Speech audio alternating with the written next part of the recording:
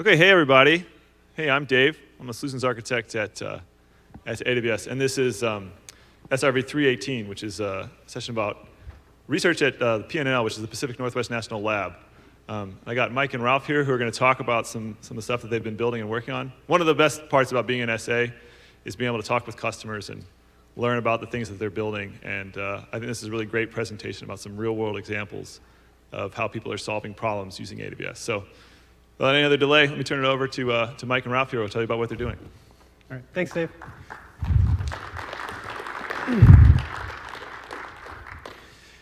So thanks. So my name is Mike Gardnelli. This is Ralph Perko. Ralph and I are both software engineers at Pnnl, Pacific Northwest National Laboratory, as Dave said. And Ralph and I both joined the lab about 7 years ago. And our primary focus or emphasis there, the jobs that we do, I guess, is leading development efforts, driving capabilities, and then pushing for the adoption of new and emerging technologies, all in support of the government customers that we support. What we're going to talk to you about today is how we leverage that skill set along with our talented researchers to actually push or enable research at the lab so that we can try to accommodate all the missions and problems, again, for the customers that we support. So a little bit about the lab system. So I don't know how much any of you know about DOE labs, Department of Energy labs, but Pnnl is one of 17 DOE labs that serves the US for a little over 6 decades now. And what the labs take on is they take on large-scale, long-term R&D efforts that are typically beyond the scope of academia and private industry. And that's why they were created. They were created to actually complement the roles of academia and industry. And so a lot of the research that gets done at the lab or at the labs is requires equipment and instrumentation that is typically beyond what academia can acquire, and then beyond the risk tolerance for corporate industry or corporate research labs. So a little bit about Pnnl itself. So our main campus is in Richland, Washington. It's really close to the Hanford side, if you're familiar with that. And then we have other satellite offices in other locations. So we have an office in Seattle, we have an office in Squim, and then we have an office in Portland. And then we have some folks out in the DC area as well. And then these stats are old, but we just kind of wanted to give you an idea about a little bit about the lab itself. So we had, in 2016, we had about $1 billion in R&D expenditures. We had a little over 1,000 publications, various patents, awards, and then we have roughly about 4,400 staff, most of which are engineers and scientists, but then we also have other non-technical staff that are also part of the process there. And so a little bit about software engineering at Pnnl. So, I mean, first and foremost, we're a research lab. That's, of course, where most of our emphasis is. Most of the staff are focused on research and innovation, but not typically operational systems. And our software engineers then really come in and help complement that. We try to help enable and drive the research capabilities. One of the challenges that we faced often at the lab is access to resources. And when I say resources, I mean physical infrastructure, so physical hardware, virtual environments, staff. And when I say staff, I mean people that have the skill sets needed to really augment and supplement and help us configure and enable those physical environments. And that's where AWS has been a huge game changer for us. It's really made a big difference for us in our ability to focus on the research and mission problems instead of getting frustrated with actually trying to acquire the physical hardware or infrastructure we need to support this mission space. And then in addition to that, in particular software engineering, it also has really helped with a lot of our software practices and processes. So where we can, we try to follow agile-like processes, and it really has helped with that. So in addition to the environments that we need, one of the other challenges that we face is oftentimes our researchers work in isolation or independently. And what I mean by that is they work independent of the software engineers, the DevOps folks, the minimum amount of DevOps folks that we have, and other technical staff that can really help augment the capabilities and skill sets that they need. And that makes sense because their primary focus is the innovation and novel concepts. It's not trying to build deployable applied solutions. And a lot of times then, if there is something that has the potential to be deployed, meaning like it's a capability that one of our collaborators wants or one of our government sponsors wants, the timeframes or the timelines that it takes to get it there is a challenge, and oftentimes is a bit of a frustration for both parties, both researchers and engineers. And then, of course, sometimes, unfortunately, that also then leads to products or capabilities that really isn't what the customer wanted. And when I say customer, I mean like our government customers. So what are we doing about it, or what are we trying to do in addition to leveraging AWS is, so we are trying to improve the collaboration. Our primary solution now is to try to improve that part of it. So of course, leverage AWS where we can for the environment parts, but then work more closely or upfront with the researchers so we can kind of build this relationship, a partnership between our researchers and engineers. And that's really what our software engineers are trying to do now, is to be more engaged and upfront with the researchers so that they can actually focus on their missions and their problem spaces. And if needed, then we can jump in, our software engineer teams can jump in and help them create or build deployable solutions. And that, again, is where AWS has really made a big difference for us. This really has been a turning point where both sides of that, both our research and engineers, can then leverage the environment and the platforms to focus on the problems. And it really has dramatically improved our collaboration, and then it's really helped facilitate, again, some of the processing that we want, or the methods that we take in building the solutions so that we have more control over the time frames, our estimates for those time frames, and then even potentially the transitions that we might have. So we want to talk a little bit about moving to the cloud and some of the steps that we took there, some of the concerns and frustrations we had, and then kind of where we are today. So as I mentioned, a lot of the reasons that we made the aggressive push to the cloud is we were just simply getting frustrated with how long it was taking for us to do things, our access to resources. I mean, literally, in some cases, it would take us weeks to get a virtual machine, which was really frustrating when we were just trying to do some basic vetting and experimentation of some of the concepts.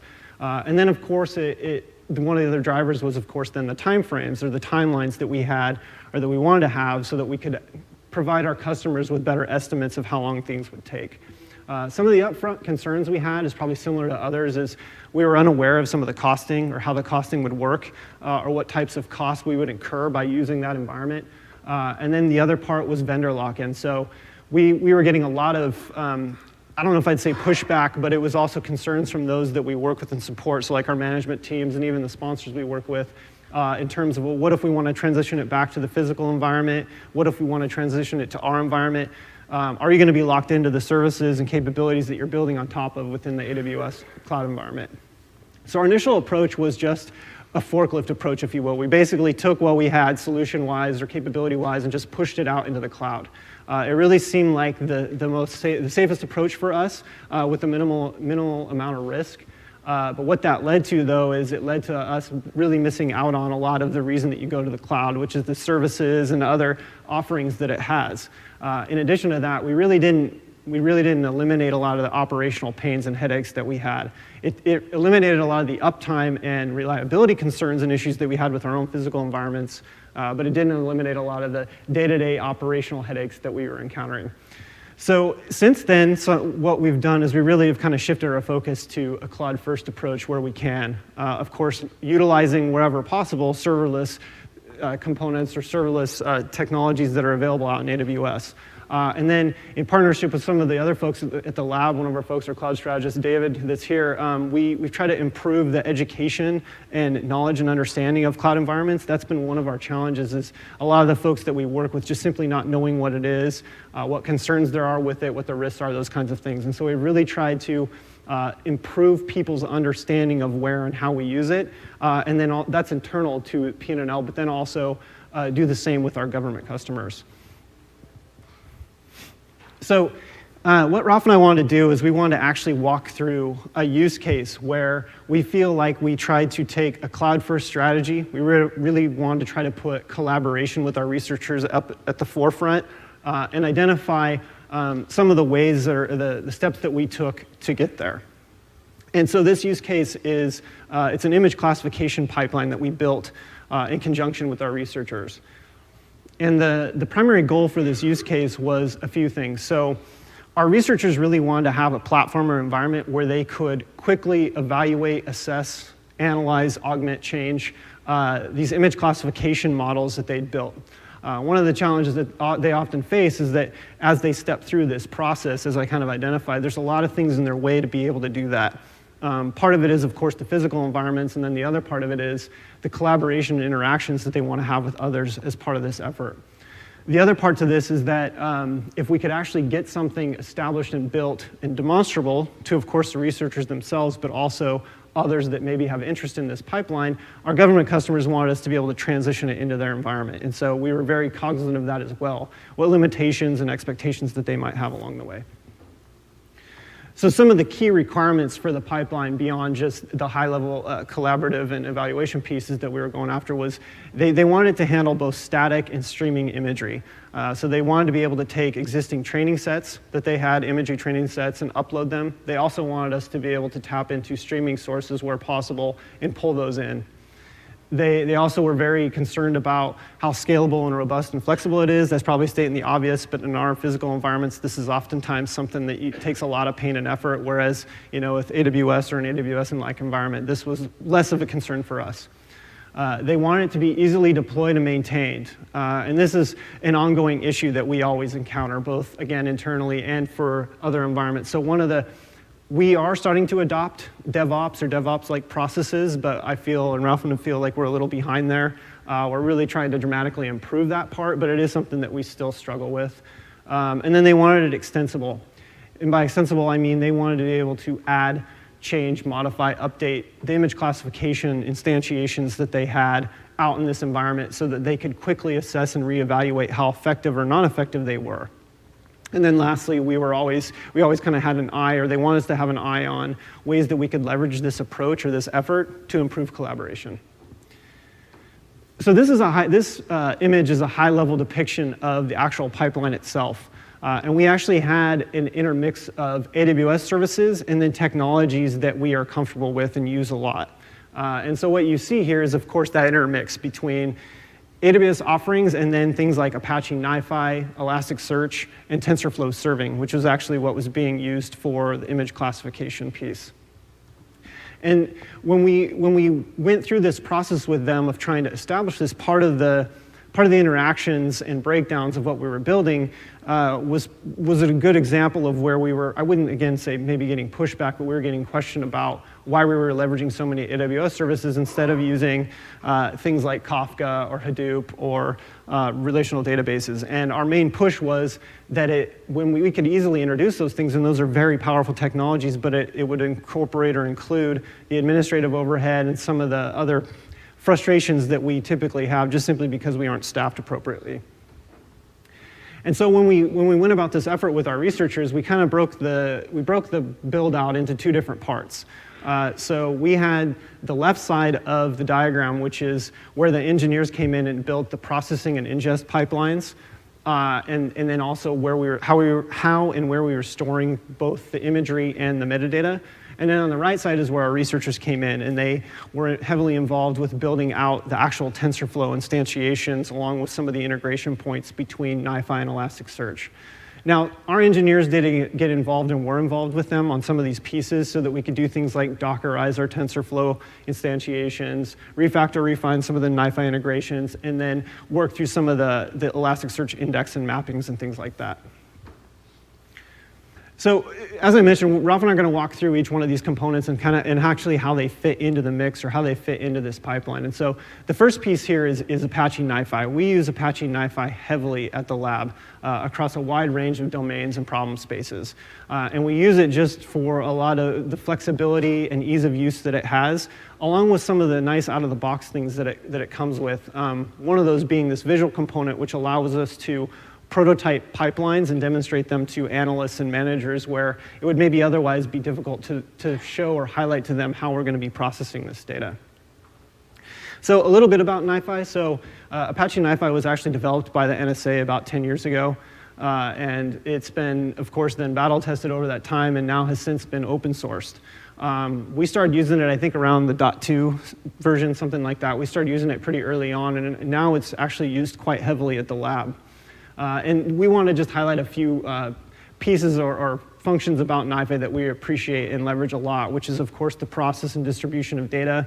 Message routing and distribution is phenomenal. The ETL piece is great. With NiFi, we don't have to go through a lot of the building or creating of boilerplate code that you would often do in an ETL pipeline. Retrieving, transforming, augmenting, storing, all those things really comes out of the box and is really easy to use. And then the ease of installation, setup, and then actually just building things out is great. It really does open the technology to outside of our engineers and researchers. A lot of our analysts and testers and things use it as well, just because it makes their life easier. And then some of the just out-of-the-box functionality that it comes with it, like back pressuring and queuing, is great, especially in our internal environments where we have some issues with stability and uptimes of some of our downstream systems. And then lastly, the visual component is great. It really is a powerful piece to have, or I guess aspect to have, where you can see what's going on, how much data is being processed, where it's being backed up, and what other issues you are actually observing in the flow. Now, this is a little snippet from the ingest portion of the pipeline. So as I mentioned, NiFi is one of the preliminary pieces in our image classification pipeline. And what you see here is a few things. You see 3 what are called processors, those processors being consume Kafka, put SNS, and image cache filter. Now, consume Kafka and put SNS are actually out-of-the-box processors. There's literally, I think, hundreds now that come with the platform. A lot of which are things like AWS service connections or processors, RDSs, relational databases, message queues, file systems, all those things. So there's a really robust suite of processors that you can simply just drop on the flow and start using. The image cache filter is actually one that we custom built. So we will oftentimes build custom processors depending on how complex the flows would be if we used out-of-the-box one, and or if we need specific logic that's better suited for us to build a custom one. The other things that you see on here are connectors, and those are the arrows that are actually connecting the processors to themselves. And what those are used for, those are actually used for the data routing and also the queuing. So if there is an issue with a downstream component where it gets hung up or it's not available or simply the flow is getting backed up, the messages will back up on these queues. And then just some tuning tips that we've observed or encountered, or at least these are kind of our go-to when we deploy NiFi out on AWS. So we typically use the C4 or M4 EC2 instances. They seem to meet our workloads pretty well. For scaling, we will oftentimes go vertical, meaning we will just scale up the EC2 instance. NiFi does have clustering, but oftentimes we don't really need it. And as I mentioned, a lot of our use cases don't require 24/7 or always up. We can sustain some downtimes typically. And then we try to keep the CPU load around 50 to 60%. We found that on EC2s at least, this is kind of the sweet spot. On our physical instantiations, we can go higher than that, but when we do that out on AWS, we've encountered, at least for previous versions of NiFi, some issues. And then we will disable and tweak some of the features or settings. One of those settings we often tweak is the provenance piece. We don't usually use it, and if you turn it or change it to volatile, it dramatically improves your processing power, or the amount of messages you can process. And then we typically use SSDs to back the queues, just for performance reasons. That seems to work well. And then we always go back to the NiFi best practices because they're constantly evolving and changing that piece.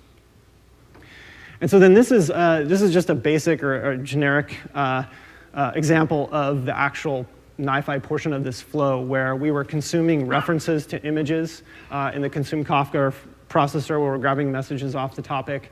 We were applying custom filters in our image cache filter processor, and then creating SNS payloads so that it could be distributed downstream and further processed. And so with that, I'm going to hand it over to Ralph, and he's going to continue to walk through the pipeline. Great. Thanks, Mike. Yep.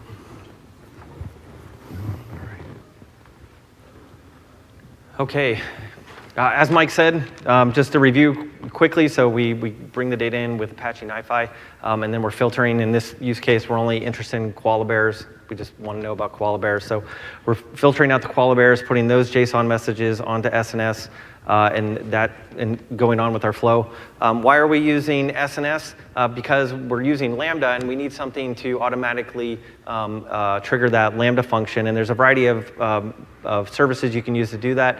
SNS fit in really well with our existing flows that we have already. We do a lot with message queuing and whatnot, so this fit in well. Another approach we could have taken was a Dynamo DB event, inserting the record there and did it that way. That would have worked as well, but this just seemed to fit in a little better with our other flows as well. So What's an SNS message look like? Well, a lot of this is just boilerplate, but we care about that little green part there where, as Mike mentioned, we're filtering just on koala bears, so that's what that payload looks like, and this is ultimately what's going to get passed on to the Lambda function. Now moving on to Lambda. So as we make our progression through this flow, so why Lambda? And why are we using this? Why aren't we using Apache NiFi for that? That's a great question. So before this, we had pretty much used NiFi. We'd set up NiFi and EC2, and things worked well. Also, we were concerned about vendor lock-in, as Mike mentioned as well. We didn't want to do anything that was going to corner us into only using AWS. It would be something that we couldn't put in a different environment or use different services with. And so we were a little cautious with that. But this is a specific use case where the NiFi approach wasn't going to work. Simply, we did a bake-off between NiFi and Lambda, and hands down, Lambda knocked it out of the park. One of the first things we observed, and it wasn't that NiFi couldn't handle it, it was due to the nature of the use case where we're downloading images of unknown size, and then those need to be in memory, and then they need to be written out and whatnot. We just would have needed so many instances of NiFi to handle it. It was beyond what we were willing to really take on, and this goes back to some of the points that Mike made about that operational overhead and the support and whatnot. We're just not in that business of operationally supporting large clusters of infrastructure. And so with that, one of the first things we noticed with Lambda when we were testing this is, you hook that up to Kafka, and if you're familiar with Kafka, you get an offset, and if you haven't hooked up to your Kafka topic in a while, then you have a backlog if data is still being written to it. So with the Lambda approach, you get this backlog of data, and immediately Lambda is able to spin up all the instances required to then help get you through that backlog, and that was really helpful. While with the EC2 approach, we were limited by the number of EC2 instances we had and the volume that could handle. And so right off the bat, that was just a great thing to see. And then in this case here, Lambda was considerably less expensive as well. So to be clear, cost isn't the only thing we take into account. If it's not just a dollar figure there, even if Lambda was more expensive than the EC2 approach, we may have still gone with it just because of that operational component that we keep talking about there. So again, this was a real, I think, a fundamental shift in our thinking when we went with Lambda rather than NiFi. It wasn't that we didn't want to go serverless. We were excited to do it. We had been playing with the technologies. We just didn't have that use case to justify it. And this finally gave us that use case to just go out and do it. So moving on from there, so what's our Lambda function doing? Well, we get the notification. We pull out the image URL. We go ahead and download that image from the internet. Well, first we do check to see if we already have it, and then we convert the image to JPEG, strip out any EXIF data or header data that might be in the image, and then we write that metadata to Amazon, to DynamoDB, excuse me. We write the image to S3, and then write a notification to SQS. And I'm just going to walk through each of these really quick just to discuss why we chose those particular technologies. Excuse me.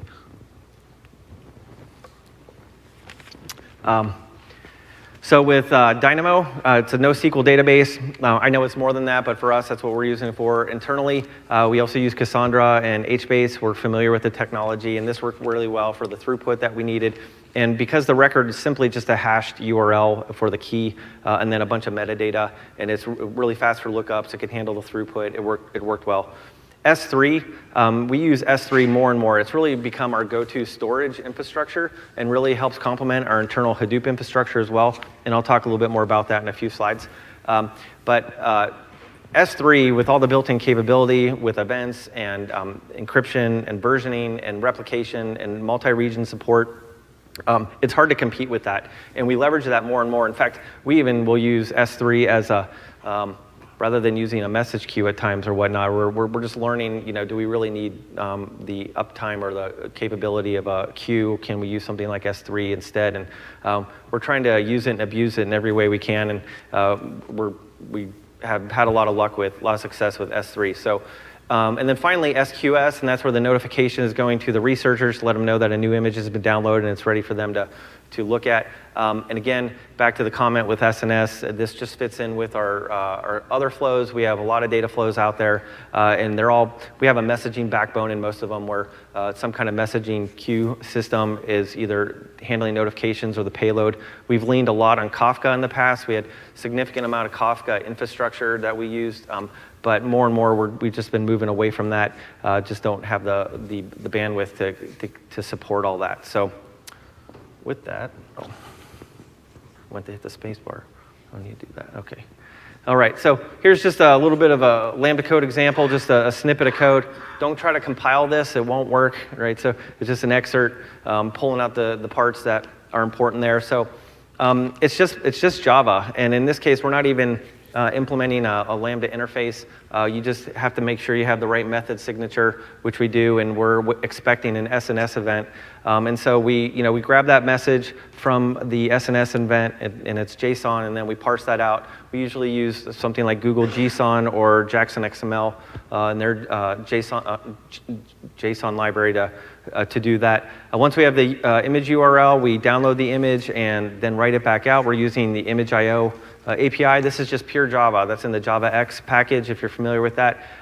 The way we're writing that out as a JPEG, it doesn't include any of the metadata or EXIF header data, so we get a sanitized image then on the other end, which is nice. From there, we go ahead and put that object into S3. We add a record to Dynamo with the hashed URL, and then finally send a notification on to the researchers to let them know that a new image is ready.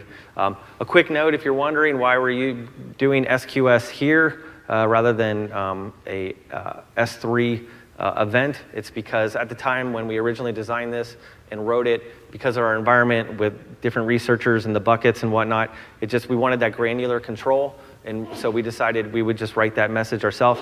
But we do use S3 events quite a bit. And now as things have progressed, we could go back and actually just replace this with, remove that code and replace it with an S3 event. But it works, so just let it chug along. Okay, now we're back to our roadmap and our big overview here, talking about collaboration, as Mike was talking about. So this really was great how these three technologies came together to provide this collaborative environment for us between us, the engineering, the researchers, and very loosely coupled. They get a notification that a new image is available. They can fetch the metadata from Dynamo and then grab the image itself from S3. They are using Apache NiFi as well. Mike talked about NiFi. Pretty much anywhere data is going in and out of our system, there's going to be a NiFi there. We use it quite a bit. And with the built-in AWS capability, that makes it very easy to use. And also, it's helped a lot with any fears around vendor lock-in, which I think have been unfounded for us at least. We've had no concerns with that. NiFi has definitely helped with that because we can read from a Kafka topic as quickly and as easily as we can do from an SNS queue. So.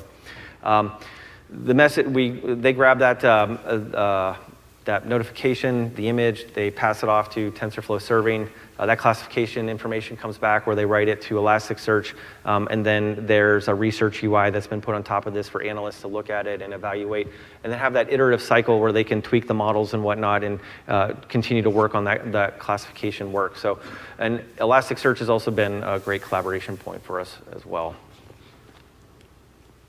Okay, some lessons learned. This is a great success story for us because not only is it a pretty sophisticated pipeline and it's doing a lot, but the operational overhead has been greatly minimized, and again, we keep talking about that. It's fantastic for scaling. In this use case, Lambda was the obvious choice. It's very performant when the functions are loaded or warm. If you're not familiar with Lambda, if they're cold, you initially hit them. They have to be loaded into memory, and there can be a little bit of a hit. If you're not used to that, then you'll wonder, why is my function running so slow? So just know once it gets in memory and it's warmed up, it runs really fast, really well. Just straight Java, that's all we're using. Two key situations where we're leaning on Lambda, the low-cost pilot efforts and the high-volume throughput. I have another slide on this to talk a little bit more about that.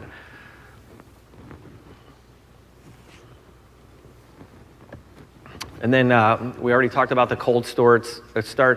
The legacy code versus new development, this really has to do with the jar size. So when we build our Lambda functions, we use Maven, and then we take advantage of the shade plugin to both build our Uber jar and then also minimize the dependencies that get included to only those that are required. We ran into a use case, another situation on another flow where we were trying to use some existing NLP libraries, natural language processing, to enrich some text data, and they were just way too large as an Uber jar, so we had to then go back and just really pull them apart, pull out the features we wanted. And also, I guess on that use case as well, that would be a case where Lambda didn't work because the memory requirements for some of these NLP functions were significant, and then that kind of put that cost over the edge of where we wanted to go. A quick note on SNS, this again is from a different use case, that 256K limit on the message size. We did run into a case where we were writing the payload to SNS, and like 98% of the time the size was fine, but then we hit this edge case unexpectedly where some of the messages were over 256K. We were scratching our head, do we just drop them on the floor? Like, what do we do with these? Because we're using SNS, so we don't have to worry about these types of things. And it turned out the solution was really quite simple for us. Using Apache NiFi, we could detect the size of the payload, and then from there, route the message to S3. And rather than putting the payload in SNS, just put a pointer to the message in SNS, and then tweaking the Lambda function to know to look in S3 instead of in the payload to be able to determine that was simple. And then just one last little tip that's helped for us is combine your Lambda function, combine your code into one Lambda function. So we were at one point trying to make them really granular and have all these well-defined, loosely coupled functions, but then you get charged per function call. So the more you can kind of pack into a single function call, it could be more cost effective, even if it grates against your software engineering design best practices and design patterns, which it does on mine, but nonetheless, sometimes you just have to do that. So, okay, so when do we go with EC2-based solution and when do we go with Lambda? So I'm just gonna walk through this slide really quickly here. So first, let me have a caveat. Let me just say this caveat. We have pre-purchased EC2 reserved instances. So sometimes that does play into whether or not we would go with EC2 or Lambda, because we don't want to have EC2 instances laying around that are unused. So even if we would like to use Lambda, sometimes we just go with what we've pre-purchased. So with that, starting with instance count, EC2 instance count cost as a function of instance count. As you go right to left there, from left to right, as we increase the number of instances, the cost goes up accordingly. Performance then is also a function of CPU count. You add more CPUs, take advantage of those, your performance increases. But for us, the perceived operational overhead really grows exponentially. That should have been more of a proper parabola, really, of that support that's required to really manage these systems. This again comes back to that operational component at the lab that we are trying to avoid. And and I put perceived because you have the hard numbers. So-and-so spent so many hours, to work on something. But then you have that intangible factor. Maybe we don't talk about all that much. That stress, like you have this cluster running out there. This experiment's running. It's going to be running all weekend long. It's a 3-day weekend. It's in the back of your mind. Should you go check it? I don't want to check my email. And so those little things where, being that we're not an operational shop, the ability to then kind of let that go and has just been great, been really helpful. So the Lambda-based solution, cost and performance are hand in hand. You pay for what you use, but then that operational support is really a constant. So you have that initial hit in the beginning where you do development and the debugging and the testing, and you got to get everything tweaked in the parameters. But then after that, there's really not much to it, and it doesn't matter if there's one function running or 1,000. It's on AWS. I mean, they're the ones who are supporting this infrastructure, so you don't really have to worry about it. That's just been great, and that's been really that sweet spot for us that we've been taking advantage of. Really like that. On the note of the Lambda development cycle, one of the things just that we've run into is just making sure that your Lambda functions are really well tested before you deploy them, because you don't have a lot of visibility into the Lambda environment. And so oftentimes a Lambda function will fail for some reason. It can be really hard to figure out why it failed. And so making sure you really unit test your code, really harden your code locally on your system prior to deploying it to Lambda will help you out a lot. Okay, exploring other serverless technologies. This is just a quick thing on Amazon Athena. We've been using Athena more and more in the last few months. It's really become a great way for us to explore data in Amazon S3.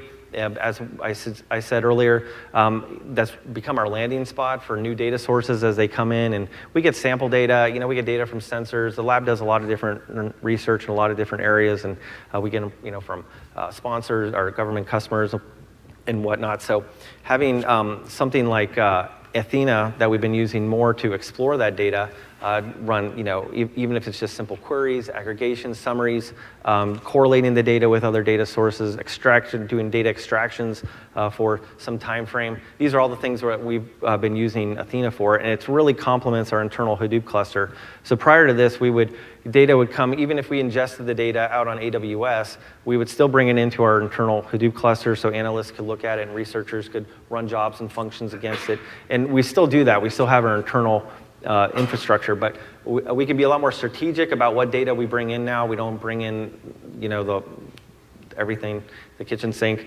We can be more strategic about that, or bring in just maybe just a subset of the data or whatnot. If you're familiar with Hive and Hadoop, you will be right at home with Athena. If you're familiar with SQL, it won't take you long at all to get up to speed on Athena and get going on it. You just create a simple schema, point it to an S3 directory, and if it's one of the supported data types, it doesn't matter if the data is zipped up or not. Well, it does depend on the zip type. It needs to be a gzip or one of the supported zip types. But anyway, it can, just like Hadoop, if you're familiar with Hadoop, it just magically queries your data. And then, so we were using, we were writing our own schemas for a while, and then we found AWS Glue, and with their crawlers and being able to point those to an S3 directory and have it extract out a schema for us for their supported data types has been great. We do a lot of work with JSON, so it handles JSON pretty well. We do have a little bit of XML data that hasn't. The web crawlers don't like that as much, so we still have to kind of do that one by hand. But it's been it's more and more we're leaning on these technologies. So. All right, with that, I'm going to hand it off back to Mike, and he's going to talk about moving forward with serverless at the lab and helping enable research. Thanks, Ralph. So we've been talking a lot about the efforts that we're putting into or the collaborations we're trying to have with our researchers, and constantly trying to look at how we can improve these research environments and these environments that we can position the researchers so that they can do this novel, new, innovative work, and then give it a path forward if there is a case where we have something that we want to transition or try to deploy in another space. And so what I want to highlight here is I want to at least highlight some of the things that we're doing. This is a new effort that we're working on, and what we're trying to do is we're trying to build out a basic data lake. And that maybe seems straightforward to some of you in the room, but one of the key challenges that our researchers face is oftentimes access to data. It really is, of course, difficult for them to build some of these capabilities if they don't have access to the data that they need to work through some of these problems. And so some of the things that we're doing is, of course, trying to load up this environment with data, but then we're also trying to get people to additionally tag metadata to these data sources so that, one, you know what the source is, two, you maybe have some better understanding of what's in there, so things like known events or known occurrences of things. So if you're working, of course, with things like cyber data or social media data or whatever the case may be, you have some insight into what's available to you as a researcher and what events and things you have, so that if you were wanting to vet one of your capabilities, so something like an algorithm against this data, you have more insight into what's there and a process for being able to do that. Some of the other things that we've done is we're building out mechanisms for them to actually do things like start, stop, replay this data so that they can wire up their algorithms to it and use that as a method to do this evaluation or vetting process. Some of the other key pieces here, though, are that not only is it giving them more ability to do that and having our engineers in the mix, it's also making it easier for our SMEs, like our subject matter experts or our domain experts, whether they're at the lab or somewhere else, to be able to take a look at these capabilities and help us really shape them.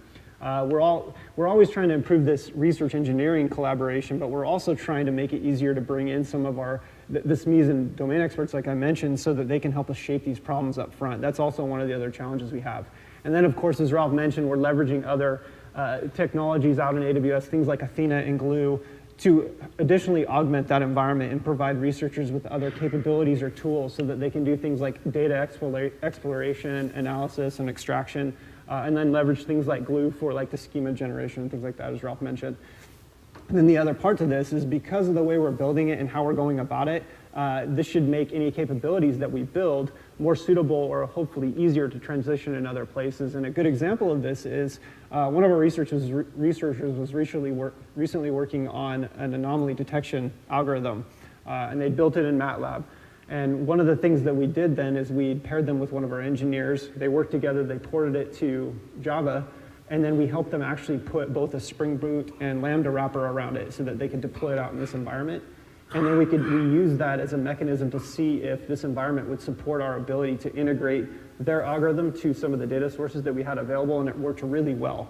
The outcome of that was obviously initially good, and then the other part to it is that now they have a mechanism and a pattern, other researchers as well, to see how we ported and distributed algorithms that they built out into this space and leverage that as a way to move their, or hopefully more effectively progress their things forward and or see what types of things they need to do to improve them along the way. And then lastly, Ralph and I wanted to go through a few lessons learned that we've had along the way, both in terms of trying to be more or focus more on a cloud-first environment, and then really focusing on the use of things like serverless technologies that AWS provides. So as I mentioned, we really are leaning more and more on serverless technologies, a lot of which is the resource constraints and frustrations that we've had, both with physical hardware and people. A lot of our government customers are now really asking us for this too. They really want us to build things where appropriate or where we can using those technologies, because they have a lot of the same challenges that we do. They have challenges with getting the physical resources and staff to maintain and keep the upkeep of the capabilities that get deployed and developed within their space. And then we wanted to make it easier for our engineers and researchers, of course, to do this collaboration, but also to establish these patterns or blueprints, if you will, and processes so that we can streamline our approaches to these efforts. In addition, we want to focus on solving problems, like Mike said. So, in the use case we went through, our goal was not just to create a cool data flow or have a lot of infrastructure. It was really to enable research with, so they could do image classification and work through those models and whatnot. And so AWS more and more allows us to do that. It allows us to lean to really focus on the capabilities we're trying to provide rather than rather than maintaining a ton of infrastructure. And again, leveraging the AWS environment provides more. And I mean, the number of tools is almost, it's mind-numbing. I don't know how much you've been on AWS. Every time you go out there, there's like a new tool, and just being able to leverage all those new services and whatnot has been really helpful. We've been really pleased with the performance. Now that we're familiar with all these services, we can use them to cobble together solutions quickly, even if it's just to kind of test an idea or a scenario or an experiment or pilot an effort. So brute force, if you will, our way through an effort to see if it works and then go back and refine it from there. Just being able to tie these services together.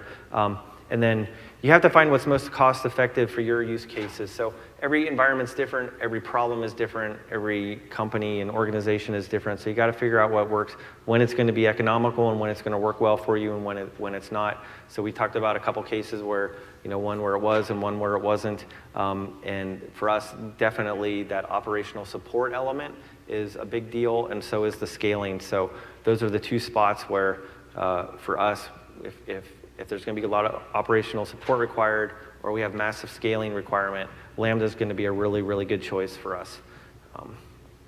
Our go-to stack internally is these technologies listed here. We do, of course, use others. We didn't mention RDS, but we do use RDS. In fact, the diagram where the data Lambda is writing to, is there like an echo? Or is it just me?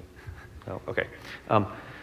The diagram where the data is being written to Lambda, we've also used RDS, Aurora, with that, and that worked as well. It was a different environment. some other technologies, like Elasticsearch and whatnot, just these, given a problem, we'll go to these. Also, we use, because we're Java shop, we use Spring quite a bit, Spring Boot to set up web services and whatnot, a lot of REST services we do as well. Also, take advantage of the built-in events and triggers that are on some of the services like S3 or Dynamo. It's built-in capability that you're getting, almost for free. Imagine, if you will, writing code to, watch a directory, and if you get a new file, you got to send a notification. That event-driven programming model. Well, you get that built in with AWS and some of their services to take advantage of that.